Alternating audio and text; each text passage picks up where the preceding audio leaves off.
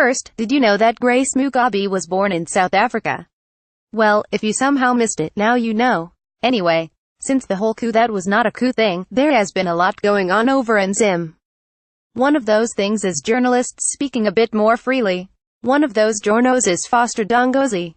Writing in the Standard this weekend, he relays a story from back in 1997 when he had accompanied Robert Mugabe to Paris, all as part of a press junket. He was at the Ritz hotel, chatting to the late Foreign Affairs Minister, Stanislaus Mudden, known by some as CDE Stan.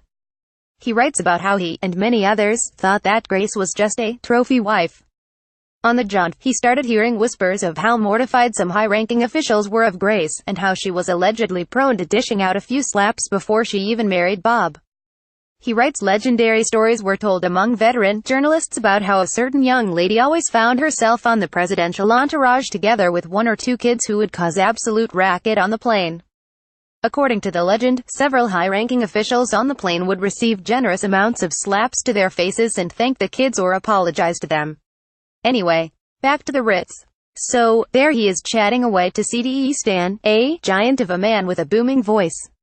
Eventually, Grace arrives. She appeared to notice and identify some of the officials on the presidential entourage and she nodded to them. The officials did not disappoint either, they all but rolled over like obedient puppies to have their bellies tickled. Mudden and a few officials who had their backs to the entrance did not take notice, so we continued with our conversation, although I was nowing the fascinating display of power being exhibited in the foyer of a hotel in far-off France.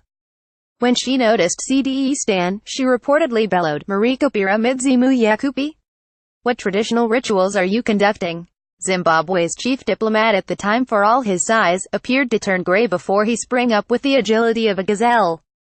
"I am going," he all but screamed at me curtly as he made a beeline towards Grace and appeared to be apologizing profusely for dereliction of duty. Foster says CDE Stan went on to escort Grace to the elevator and appeared to continue prostrating himself before Grace as she looked at him sternly. Whoa, definitely not a trophy wife.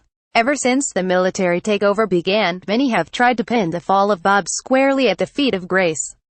And while that might be a bit harsh, there's no doubt her political ambitions played some part. If this played out in a public hotel lobby, in front of a journalist, who knows what else went on behind closed doors? Read the story on the Standard.